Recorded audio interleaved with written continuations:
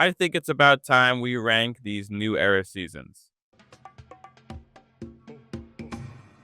Welcome to Joe Island. After Survivor went on hiatus, the new era was supposed to reinvent the game. Instead, it became one of the most divisive stretches in the show's history. So today, I'm ranking all 9 new era seasons from worst to best. Let's get into it. Starting out with Survivor 41. This season was very controversial and poorly produced. It introduced the Hourglass twist, one of the more hated twists in Survivor history. A similar situation to the Medallion of Power from Nicaragua. The Medallion of Power was boring, but the Hourglass fundamentally broke the game. This occurred more than once this season, where rules seemed to not matter. At one point, players are forced to potentially play do or die, a parody on the Monty Hall problem. Aside from advantages, Jeff broke the fourth wall and talked to the camera directly. He also changed the classic phrase from "come on in guys" to "come on in." Whether or not you agree with these decisions, they were very unpopular at the time and have aged like sour milk. The show was given a significant break in time to make this season shine and drop the ball in unexpected fashion. The cast was pleasant, but largely overshadowed from the twists and turns the season threw at them. The likes of Shannon, Ricard, or Erica will likely not see a return due to the unpopularity of the season. Not to mention that the winner was largely invisible up until the endgame. This season belongs in F tier without question. They lit garbage on fire and called it fireworks. Season 42 is the lesser-known twin brother to 41. They largely kept the same production beats while heavily editing it down after receiving backlash from the prior season. They basically built a house on a broken foundation. The cast was solid with a few notable highlights. Jonathan Emerge is one of the strongest competitors known to date, carrying his tribe on his back through challenges.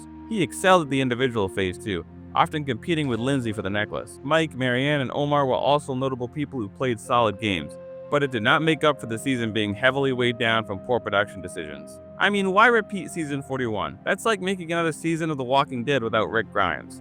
It's lazy, boring, and quite frankly a missed opportunity to right the ship after a disaster of a season. The winner had a spectacular fourth quarter finish, but it was not enough to lift this season out of the dumpster fire. A clone of season 41 was doomed from the start, and while Survivor 42 tries to right wrongs, it ultimately falls flat. They have firmly an F tier next to 41. Season 43 took a sharp turn and learned from the mistakes of its predecessors. Most of the seasons in the new era use the same bad twists and gimmicks, but 43 swept the most abhorrent of them under the rug. Production notably stepped up their game with a choose your champion advantage as well. This allowed you to pick a player you thought would win the challenge, and if you were right, you would also get immunity for the round. They did, however, include several sob stories about the contestants throughout. If you're a fan of that, this season will resonate with you more than me. Luckily, it does not take away from some of the best moments the new era had seen thus far. This includes the episode where Jesse betrays Cody heading into the endgame. They were the tightest duo throughout the season, so the moment hits very hard and the payoff is well worth it. That momentum brings it to a climactic fire-making duel against Gabler, where he loses and just misses the final Tribal Council. Gabler pulls out the win, making the most shocking winner to date. His come-from-behind victory rounds out the season very well and left people confused but satisfied.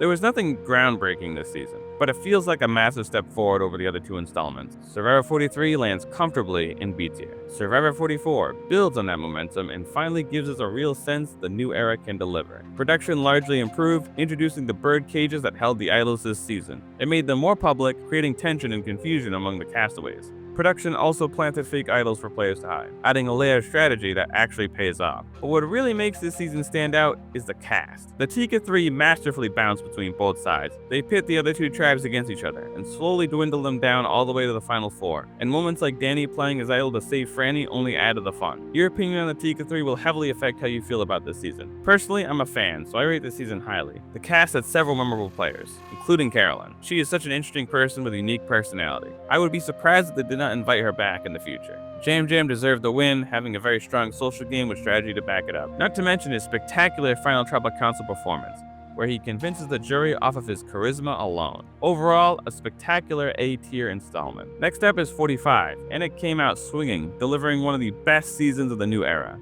Bruce from season 44 came back after being medically evacuated in the first episode. He was the only returnee this season, and he was a character. You can't talk about this season without mentioning Bruce, who evaded several tribals despite being the primary target during the early merge phase. The cast surrounding him is also loaded. Austin, Emily, Drew, Julie, Jake, and others made this season stand out. This includes Caleb, who successfully played a shot in the dark, negating all the votes. This was the most votes negated by that advantage in the show's history. Other memorable moments occurred, including the Kelly blindside, the Bruce blindside, Drew's blindside, the chaotic Final 5, and the final Tribal Council. A lot of great moments this season. And then there's Dee, who played one of the most dominant games the show has ever seen. Besides the Final 5, she was never on the ballot to lose, She held a significant amount of power throughout and was the head of the infamous Reba 4 Alliance. She won 3 individual immunity challenges and orchestrated several eliminations. I am confident several players from this season will return. This is easily S tier, and it only gets better in the next season. Survivor 46 delivers another fantastic season with arguably one of the best casts the show has seen in years. This even includes the first boot of the season, David Jelinski. He made his mark on the show despite his very short runtime. The most notable moment was his confusion over the word several, and believing it to mean 7. This confusion created a running gag that lasted throughout the entire season. Q is another character we have to talk about. He started off as a loyal player looking to make a deep run, but quickly unraveled after his plans fell apart. He even offered to quit the game at Tribal Council to fall on his sword. Whether or not he meant it doesn't matter. He was incredibly entertaining and made the season what it was. His decision not to bring Liz on the Applebee's award is also iconic. Her crashing out over it was unexpected, but incredible. Not only did she do that, she also helped Kenzie win immunity against Maria in the final 5, making it a 2v1. Is it against the rules? Hell if I know, but clearly the show couldn't care less, and I don't blame them for it. Big moments are big moments at the end of the day, and it makes good TV. And we have to talk about idols, because the amount of people who got voted out with an idol in their pocket is hilariously astounding. A whopping 5 people fell victim, creating a really funny trend that did not stop. In fact, there was not one idol played all season. Luckily, the winner Kenzie did not touch an idol all season, so she was not cursed with that fate. Her social game was great and got her a narrow win over Charlie. However, this win has been heavily debated as one of the biggest highway robberies the game has ever seen. Had Maria, Charlie's number 1, voted for him, he would have won the game.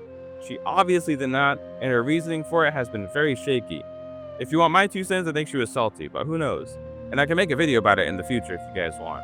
But in any case, the win was unexpected, much like the antics in this season. A 10 out of 10 must watch and an easy S tier. Survivor 47 is up next, and it remains on the tracks with another solid installment. The season kicks off with Andy melting down at the first challenge over his own social anxiety.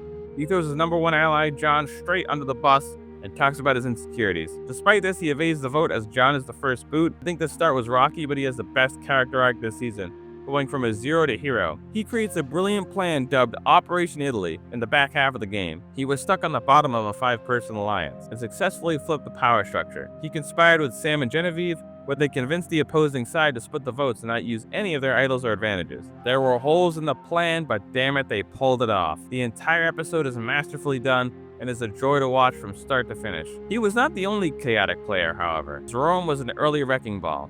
He strong-armed his tribe using his advantages and idols to control the first few votes. This proved to be his downfall when he was taken out at the first merge vote. Rome was not built in a day, but it did fall in one day. The winner of the season, Rachel, was like oil to water compared to Andy or Rome.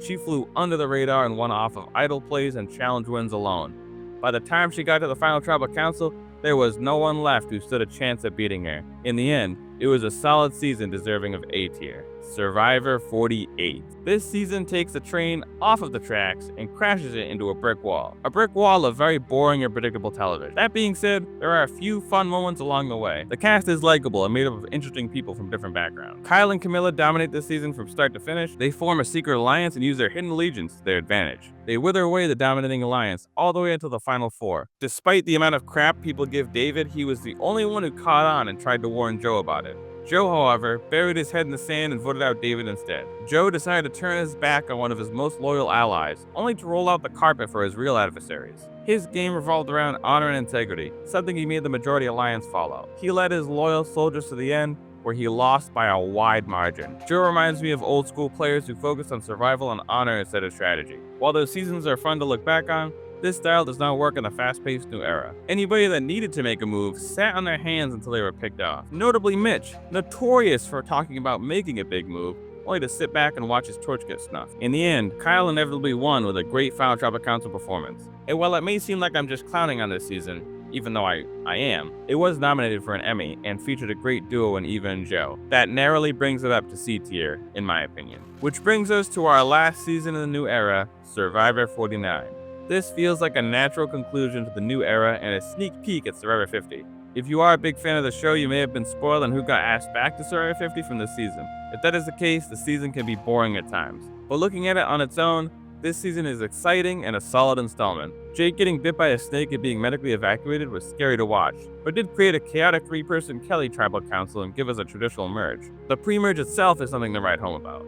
but Sage plotting to take out Shannon throughout multiple episodes is great, and it makes a worthwhile payoff. This season really tends to shine on what doesn't happen instead of what does. For instance, Riz got held an idol that everyone knew about. Using that to his advantage, he kept bluffing that he would play it for every tribal. He didn't actually play it until the final 5, which is very impressive. Sophie held the knowledge of power advantage and could have stolen Rizzo's idol. She instead, however, tried to steal Steven's block vote. This failed and she got nothing. These two, along with Savannah, were the underdogs of the season that surprisingly made a deep run. Savannah ended up taking home the gold. She played a respectable game and tied the record for most immunity wins by a woman in a single season at 4. If you weren't spoiled, every Tribal Council is an event. This season is not perfect, but it's another strong entry in the new era. Survivor 49 lands in A tier. And there you have it, the new era rankings. These seasons are fundamentally different than anything that came before. Survivor has turned its back on letting the cast shine, and instead relies on twists, advantages, and chaos to drive the story forward. Sometimes it hits the mark, and other times it makes you turn up the TV. I enjoyed it for what it was, but I hope they take a left turn moving past Survivor 50. Taking a big swing is better than not swinging at all. I'll be taking a look at the problems of the new era in my next video, so be on the lookout for that in the near future. Well, that's all for today. If you want to check out similar videos, check out the ranking I made of all the first boots in the new era. The link for that one can be found in the top right hand corner. Drop a comment telling me how you would rank these seasons. I'll see you next time on Joe Island.